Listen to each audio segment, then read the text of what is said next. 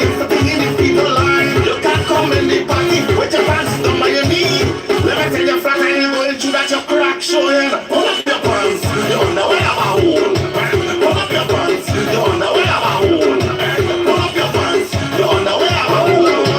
Pull up your pants, you underwear have a hole. Pull up your pants, you underwear have a hole. Pull up your pants, you underwear have a hole. Pull up your pants, you underwear have a hole. Pull up your pants, you underwear have a hole. You want to play with gangster? You want to play with fire? You want to rape? You want to rock? That is a game. You want to come and film? Listen in. Let me tell you, fat, I ain't going through that the season coming. Pull up your pants, your pants, your hole. Pull up your pants, your pants, your hole. Pull up your pants, your pants, pants, your underwear have a hole.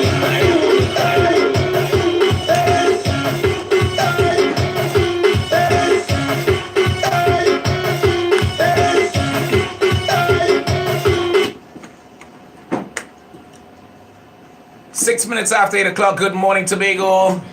Good Friday morning. Bushfire Fridays here on Street 919 FM. OMG, oh my gosh. Look at this weather. One of those days when you want to see, oh gosh, nah, not good. Guys, you're not coming out. You're not coming out. You're not coming out of my house. Thank you, Uncle Jeffrey. Good morning to you. Uptown in Delaware. Good morning, peeps. We are live. It's 91, earlier 91. And today is a brand new show for those of you who follow us on Instagram and Facebook and know exactly what's happening. Today, we introduce a brand new show to you, a brand new segment. And it is called The Food Room. And welcome to The Food Room this morning. The Food Room is presented by Street 919 FM and food designer Arlene. Good morning, Arlene. Good morning, Antics. How are you?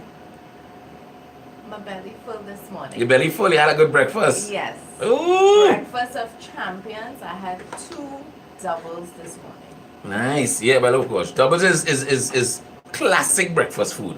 Classic breakfast food. So things like that is what's going to happen, people. The food room is here for us to talk a little bit about food in general. For all you foodie lovers, people who love food, who love their belly like me, like to eat. So I really like this show, you know. We're going to talk a little bit about etiquette as well. A little bit of the things. So tell us a little bit about Arlene, food designer first, before we get into the show. Just a little bit about you, as a food designer. I notice you don't use the word chef. No, I don't use chef because I am not classically trained. I am self-taught. Okay. I learned to cook when I was around 7. I started learning. 7? Yes. 7? Yes.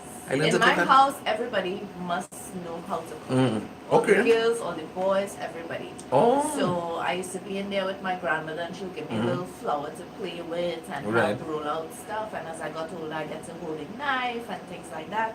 So I started really early, but it wasn't quite a passion until 15 years ago. So I've been doing this now full time. Right, 15 years. Yes.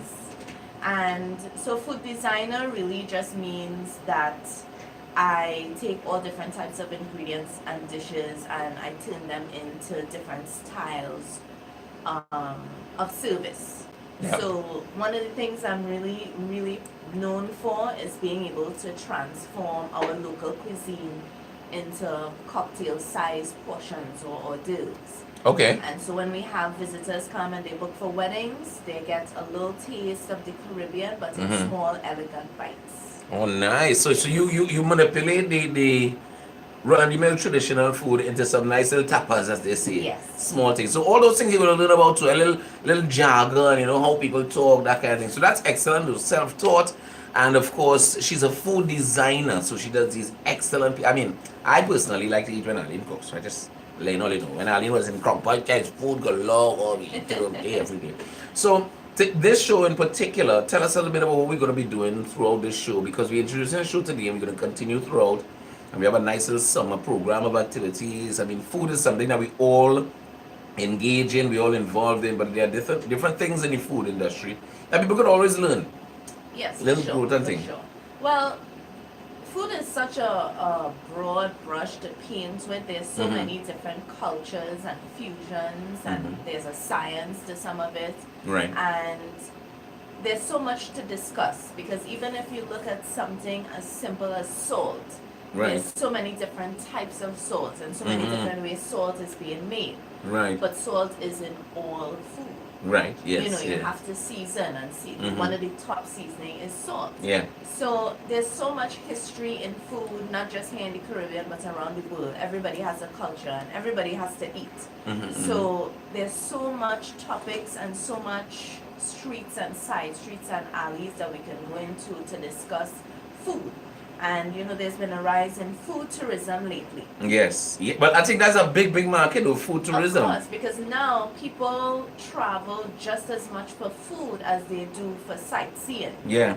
And other experiences. So, you know, we're going to talk a little bit about food tourism, ingredients, what ingredients are used for, why two ingredients put together will react a particular way. Right. And my favorite topic is food history. I love to know, you know, who invented the sandwich? Why do we have saltfish? Where, you know, where saltfish come from, that kind of thing. From. Where smoke herring, smoke fish, who does do that? Exactly. How many process? Yes, why we have certain ingredients, and you know, why we, because there's a lot of food that were born out of slavery.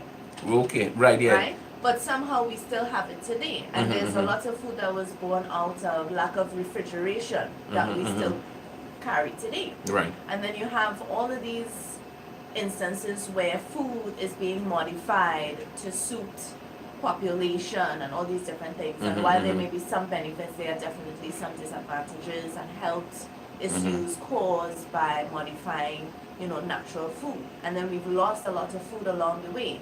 There used to be a lot of, you know, different types of corn, and now we just have the one. Right. And now they're trying to bring back a good bit of these other variations. And people don't know things like that. No. So we just go in the grocery and we see a pack of corn, or we see a man on the side of the road and we just buy the corn. And I realized something too, just on the side. I mean, everything we're going to deal with in detail a little bit further down. I mean, but today we want to introduce it. Like I see people selling, I think it's a Canadian corn or something, a bit of a sign, Canadian corn. So all these things is part of that. You know what I mean? So we're going to talk a little bit about food security as well, too, I guess. Of course. And food security, food prices. Right. One of the greatest concerns I have is shelf life on what is supposed to be, you know, homegrown or organically grown food. Not all of it. Portion of it is not organic as we would like it to be. Right. Because now there's more people in the world, so they need to ripe it faster, grow it faster. And you know, what is the price that we're paying for that? For that. You know?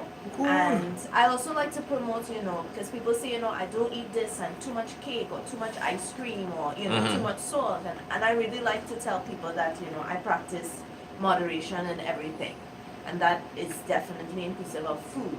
You know, you can have a little bit of ice cream, but you can't have ice cream every day. Every day, yeah. No. Although even though you'd like to. I'd like to, yes. For me, yes. I'm a big ice cream. I've seen your Instagram. I've seen your Instagram. Yes. All right. Scoops really just have me. They have me. They have you. They have me. Yeah. Because you see, when you're going town and you're walking to the mall, they're right there. And you know, they have a nice showcase and you could see everything. And they have a nice variety of flavors, different things. Do, yeah. So all of that is going to come into play, as you mentioned. Businesses, we're going to talk about food businesses as well, and so food businesses are going to get some opportunities here as well, some exposes. You can have some time as well to come and bring your food business as part of the show. Of course, we're going to talk about, you know, things that come off restaurant menus or even roadside menus. You know, roadside food play a big part in the community of food. You know, that's where it began. Before it had fancy restaurants, they had street food. Right. So we want to, you know, just highlight a couple of those people that get really creative on their menu. Yeah. You know, anybody that had visited my restaurant before knows I get into that creative side of things. And one of my customers say all the time, you know, you wouldn't get the same thing twice by Arlene, but it will always be good. Because I like to get in and, you know, put plantain on pizza and things like that. And there are other people that get into that type of stuff, and I want to, you know, because it's a very thoughtful effort when somebody puts out a creative menu. You know, from my experience, it's not an easy thing. You know, it's a level of thoughtfulness and care and love for what you do that really makes you put something on a menu that is, exciting to try. When you read it, you kind of, you jump to that. You're going there for a burger, but somewhere they put in something on that burger and you switch. You go from your regular burger to that one. Because of that thoughtfulness. So I definitely want to talk about some of those as well. Nice. That sounds good because I know like my dad, he used to try all kind of things in the kitchen. It's all kind of crazy things. So we're going to talk a little bit too. What about like I get advice, of course, giving recipes and telling people what works well together. You know what I mean? Whether you should pair, a honey with a lime, what works together. Those kind of conversations will come out of what we're talking about. Of course, definitely we're going to have a recipe corner where I can recommend a good recipe to try because I will try it myself. So you eating for yourself, but you like to eat too? Yes, I do. I can't fit as much as I'd like to fit because my stomach is really small. Yeah, but small tummy, I have to eat small portions, but I try to get a lot of these small portions. I'm sorry for you. I say my stomach big. One of the things I really like is when I go to food festivals and they serve in small plates. I can eat 10 of those small plates. Right, and you can try different things. I can try, 10 different things. So I really like that. I like the small plates. It gives your tummy a little variety. A little variety. Yeah. Nice. All right, so people, it is Street 919 FM on your Friday. The food room is now open. It's going to be open every Friday at 8 a.m. We're going to talk food, talk about these things that really ignite those flavors in your palate, things that inspire you. We're going to talk about do's and don'ts. We're going to talk about some food news. I think food news is part of the thing as well. Of course, news about food is critical. It lets you know, whether price of something has increased, if something has been reported as, not fit to eat. Right. Anything current affairs, things that we probably missed before. We can talk about all of those things. I'm really interested to find out about the GMOs. Yes. Yes, that is, becoming rapidly a major topic all over the world. And, sometimes we get away from things here in the Caribbean because we still have, we still plant our own food and we still, but we are beginning to import a lot of food now because people are planting less. Yeah, so, that seems to be a trend all over the world. To be honest, a lot of, homemakers, they haven't really felt it as yet because a lot of things are still available to them in small quantities. Right. But for those running businesses, we kind of get the first wind of, for example, the price of tomatoes or the quality of the tomatoes we get in or how often we get in it. We are kind of like, we get the first wind of those types of things. Okay, that's good. So is it tomato or tomato? I think it depends on where you're from. All right. If I'm at home, I say tomato. Tomato. Yeah. All right. Tomato, but for tomato. everybody to understand tomato. And potato. I don't know about that one. All right, so just some news for you people. This is important. 2.5 have escaped the jackpot detention center. That's right, the Lotto Plus jackpot is now an estimated $2.5 million. Search the perimeter for a Lotto Plus booth if you want to capture that huge $2.5 million. Plus, if you match 5 numbers, you're going to get $50,000. Red simple. Track down your payment. Get your tickets for Saturday's $2.5 million Lotto jackpot draw. Please, people, if you want to be a winner, play Lotto Plus. Coming up next, we've got the Sound of the Street, all courtesy Eastern Credit Union, always leading the way. Remember, if you need to get that vacation loan, pay for everything.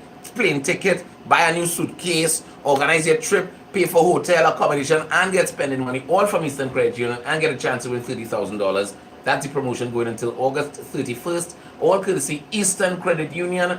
Call today, 800-4ECU. 800-4ECU, very easy to find. 800-4328. Check them out with Keenan Border Code. Make your vacation easier with Eastern Credit Union today. SOS. SOS. The sound of the street. The sound of the street. Giving you the hits that are spinning everywhere. Prince Swanee, breadwinner. Make some money, get pretty chick, keep your eyes for the dogs, cause some of them a snitch. From man a school youth, if you know this, and the borough man think God, them reproach quick, keep your eyes for the pride blending and disguise. Touch the servant, we always say trend, plus the boy could have